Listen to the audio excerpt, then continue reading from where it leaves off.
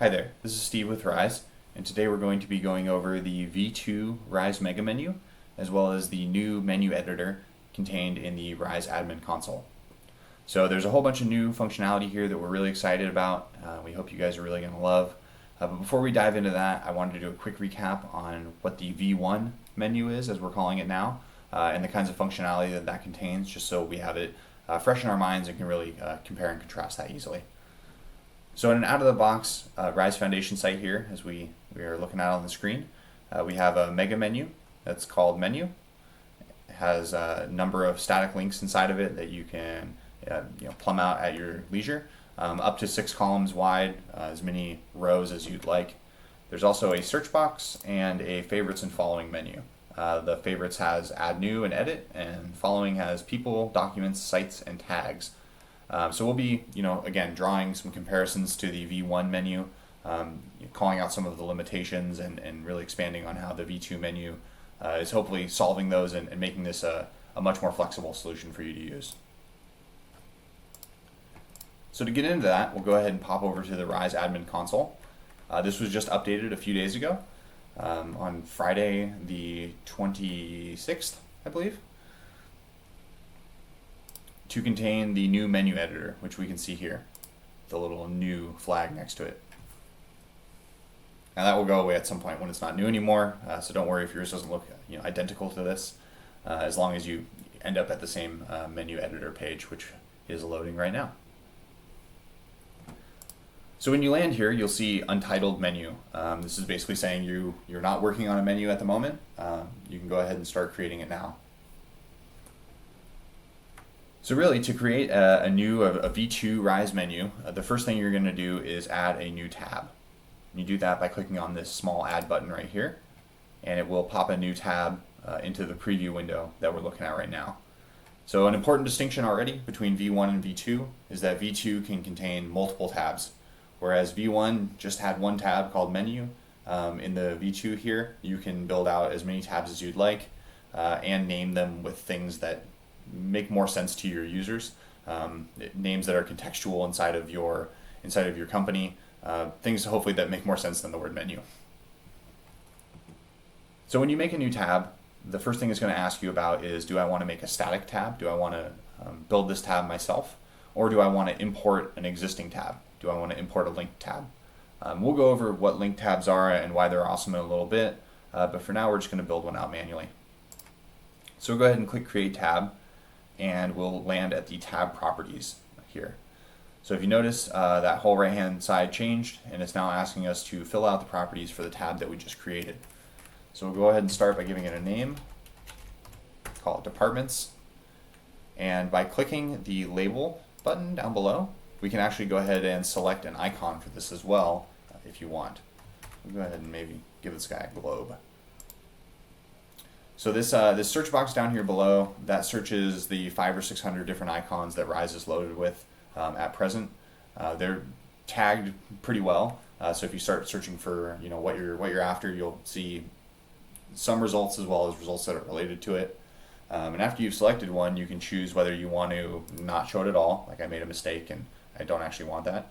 I can put it on the left, I can put it on the right, I can show just this icon, or I can actually go in and build out a custom icon, which we'll show when we build our favorites and following menu. But for now, we'll just run with it on the left-hand side and click OK. So below this, you see we have a few more properties here. We have a column style, which will make a little bit more sense in a few minutes, so we'll get back to that guy. And then we also have the add menu items, or add columns. And below that, we have the 4 different types of columns that we're shipping with at present. Those are favorites and following, so the 2 that we're familiar with from the V1 menu that surface the Rise favorites and the Rise or the SharePoint follows that we have. We also have a static column, which will let us build out static links, again very similar to what we have in the V1 menu. And then we also have a search results driven column, which we'll go over in just a second, and it has some really cool functionality in there. But first we'll walk through building out a static column. When you click on it, it'll again change the right-hand pane to show you the properties for the column that you've just created. We can go ahead and give it a name, and we'll call this, these are our global departments. Again, we can add an icon if we want. Maybe this guy is I don't know, a moon. And again, we can choose where we want that positioned and click OK. The next thing you can choose is the column width. So this gives you a little more granular control over how you want this column to look, how wide you want it to be, especially as it pertains to itself compared to its sibling columns, if you will. They don't all have to match anymore, whereas before they all had to be the same width. Now you can vary them independently. So go ahead and make this guy 3 columns and add some links down below, some static links by clicking Add New. It will give it 5. So after we've added some links, you can go and edit those links in a couple of different ways. The first is clicking Edit Links right there. And if you noticed, it selected that first link for us and then updated the right panel to let us adjust its properties. So we'll go ahead and call this guy Global Department 1. Maybe we'll give him a URL here. And maybe this one opens in a new window. And so of course we can go through and edit all of these links, and there's a number of different ways to kind of page through them or to select different links once you're in this context. The first way is simply by clicking on them. In general, everything in this menu you can click on to select, and you should see its properties appear in the right hand side here. The other thing you can do is click on right and left up here in the corner to kind of page through those individually. Sometimes it's a little bit easier if you're working on a large number of them. But we'll go ahead and name one more. We'll call this Department 2, and we'll go ahead and move on here. So that was a static link column. What we want to do now is we're going to add another static link column to this. But to do that, first we have to get back into our tab context in order to add a new column. And there are a number of ways to do that. So the first is, of course, to click on the tab itself. That will select it. But another way, and sometimes an easier way, is to use the breadcrumbs here in the upper right. If you click on Departments, it will automatically bring up the tab's properties here, and we can simply add another static column right there. We'll go ahead and do the same thing as we did last time. Maybe we'll call this one Domestic. And we'll go ahead and make it 3 wide just so that it looks right, and toss a few links in there. The last thing I want to show before we move on is the reordering of these. So you can actually take these links and drag and drop them, just like you could in the old menu, but in a little bit of a more visual way here. So you definitely can come in and reorder these to your heart's content.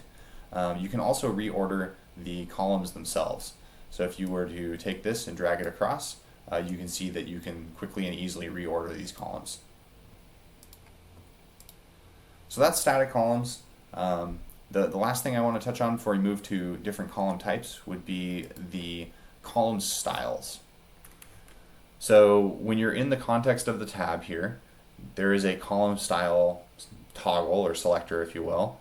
And what that lets you toggle between is the borders between the different elements. So you saw we selected left here, and that small faint border appeared between our 2 columns.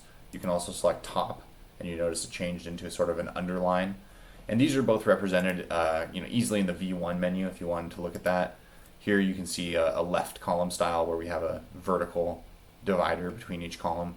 And here we can see an example of the horizontal style where it's basically underlining our titles.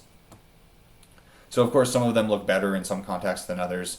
Favorites and following definitely look good with the underline here. But you're free to play around with them. They don't have to match, although it probably would look better if they did. So great, that's static columns, as well as dragging and dropping, reordering, finding your way around the menu in terms of redefining your context and making sure you're working on the correct properties. We'll go ahead and create a new tab here again to demonstrate our search results column. Give this guy a title. We'll call him search. And maybe this is a full width. It goes all the way across. So the search-driven column is one of the biggest updates in V2, and it really affords a lot of pretty powerful advantages over the V1 menu. Basically, in a nutshell, what this is doing is you're defining a search query that is going to be run on behalf of the user who is using SharePoint, and whatever is returned by that search query is going to get plumbed into the menu. So in the most kind of rudimentary case, we can run something like this. I have a query in my other window that I'm going to go ahead and paste in here. If you notice down here in the bottom right of the properties, we have a query field. And this is your query in KQL. This is sort of the language that SharePoint Search speaks. Of course, the Rise team is here to help you construct the query that you want to return the correct items. But for illustration's sake, we'll run a very simple one that basically says my content class is a web. So return me all sites, more or less. If we click test, we'll go ahead and see the menu populate here with all of our different items, in this case all of our different sites inside of our tenant. And an important note here, and really what starts to make this so powerful, is that the query we just ran is going to be security trimmed. So when user A comes in and runs this exact query, or we run it on their behalf to build their menu, if they don't have access to the Document Center or Finance or Contoso Wiki, any of these things here, they're not going to show up in their menu. So you can really start making some really powerful personalized menus here that are showing people only what they have access to. We're not trying to show them a bunch of chaff and confuse them with links that they can't get to. So we're just kind of just getting the tip of the iceberg here with this query that we've set up. You can get very advanced with this and say maybe something like show me team sites older than 90 days, or show me the latest documents, or return me only sites that have a particular piece of metadata on them. These are all possibilities. They're all options, and honestly, I think there's going to be a lot of creativity, hopefully, coming from our customer base, coming from you guys, that we can roll back into the product and make it better for everybody. So that was a search-driven column. We'll go ahead and call this guy search just so we keep track of it. Let's rename the tab there. And the last thing we'll do before we move on here is to go ahead and recreate our favorites and following.